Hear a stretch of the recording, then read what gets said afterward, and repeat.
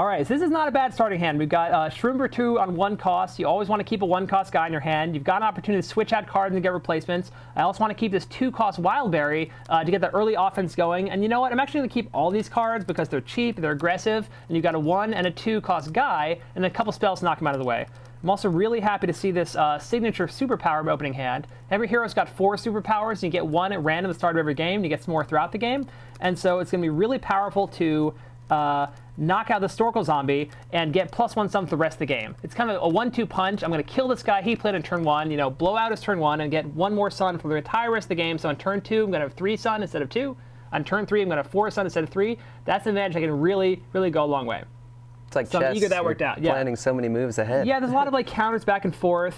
You know, having 3 sun this turn is going to let me play both Shroomber 2 and also Wildberry, which I'm excited about. We'll see what he has coming out.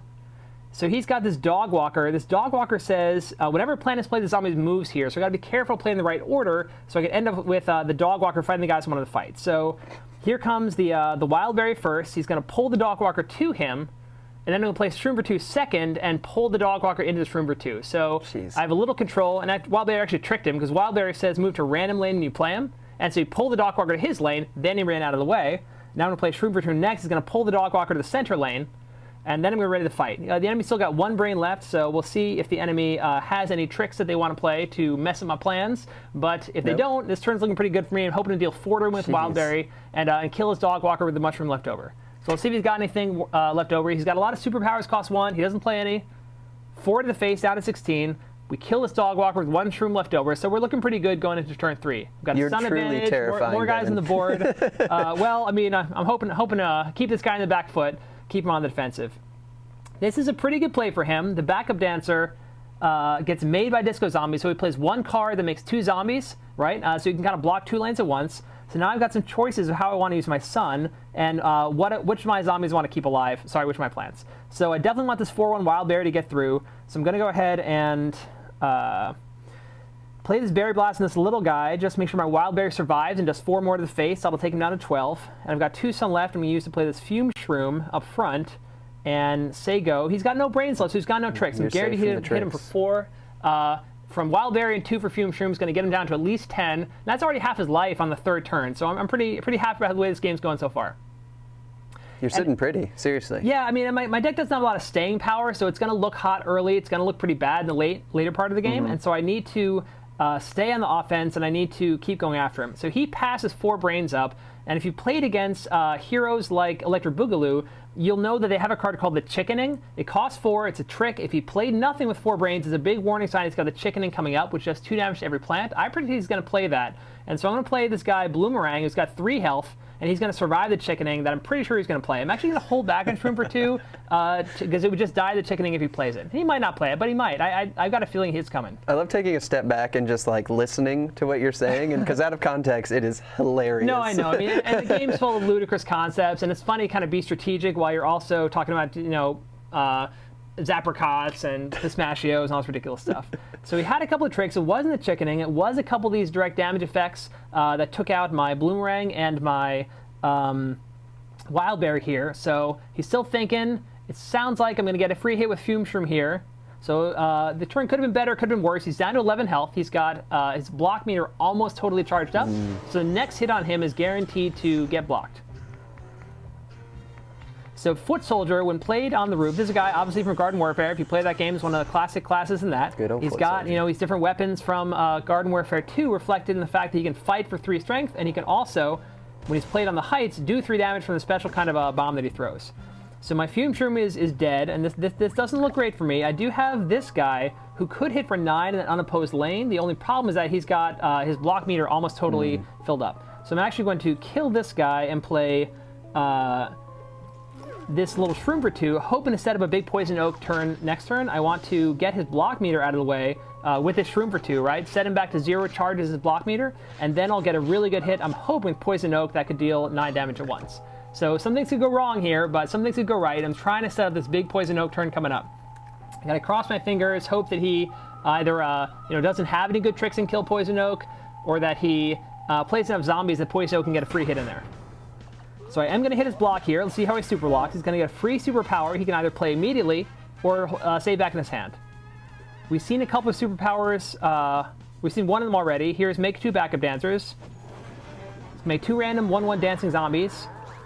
And we still got a couple of free lanes where Poison Oak might get a shot through. So let's see what he plays. The Zookeeper says when you play more pets, he gets buffed up. He's got 4 brains left, so he might have a trick, but Poison Oak is pretty hard to kill. So I'm going to play him over here and really hope I get through this 9 damage. That'll make the game a lot easier for me to win. Cross your fingers for me, chat. Hope I get this 9 damage through in this guy. He only hits for 9 if he's unopposed, because he's got this anti-hero ability that's great at hitting heroes, not so great at hitting zombies. But I think I've got a good chance to get through here, but a lot of things could go wrong. We'll see what happens. He's got 4 brains left. There's not a lot of things where 4 brains can kill Poison Oak. He might play B flat or something, drop a piano on him, but I'm fairly optimistic things will go okay. He's pumping up his guy. I don't mind that so much. I've got tons of health, so him hitting me, I'm not worried about that. I'm worried about killing him. You can handle that for now. Or, defeating him, I should say. All right, these guys are fighting. I'm going to have 1 shroom left over. Take a hit for 5 here, not bad. Bam, that's it for 9. I really wanted, I've been playing the whole game to get that hit for 9 in. Now he's just got 2 health left, and I feel like I'm in pretty good shape. Yeah, that's going to be really hard for him to come back from this. Yeah, I mean, in particular, I've got Punish Room in my hand. He says whenever a mushroom is destroyed, do 2 damage to random zombie or zombie hero. So again, he's playing right into that mushroom theme of swarm the board with plants early, and then capitalize on it by getting bonuses for every plant you play. And so if I play out this Punish Room, then as my plants and mushrooms start dying, I'm going to start taking out his guys or his face. I mean, he might just literally die instantly from this. I'm actually going to play over here, I think, to... I've got a choice. I can play here, let my Punish Room die. Does Jack have any ideas what I should do? And then get a free hit for 2 on, one of his dudes. I actually kind of like this play because if this 2 damage hits either this Zookeeper on the right, that'll clear a path for Poison Oak to kill him, or if the 2 goes to his head, that'll just kill him instantly. And so I'm actually just going to let this go. I'm going to save Pine Clone in my hand, I think, because it transforms all plants in 3/3 Pine Clones, and my Poison Oak is so good that I don't want to let that guy go quite yet.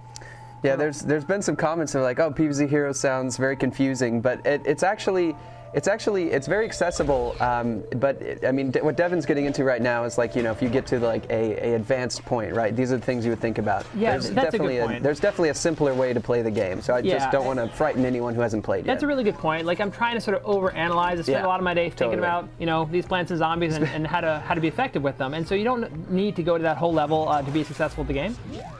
All right, Zombie the ground get -1/-1. I could play this now. I think I will do that. Yeah. Get the superpower for free. And this is like a ways into the game. Like there's a lot of plants unlocked at this point that you don't necessarily see early on. So it sort of starts simple, then ramps you into it. So here I've got this Cherry Bomb. Does 4 damage to each zombie here and next door. He's going to wipe out both his guys. And he's only 1 health. So either my little shroom or my Poison Oak can kill him straight up. So I'm looking pretty good here. He's got 1 card in his hand and 3 brains left. But he's going to have to pull quite a rabbit out of his hair to survive this one. When I hit go, I think he's going to be toast. He might surprise me. He might surprise me. Still got a shot. And he could, yeah, I mean, even his block meter isn't that charged.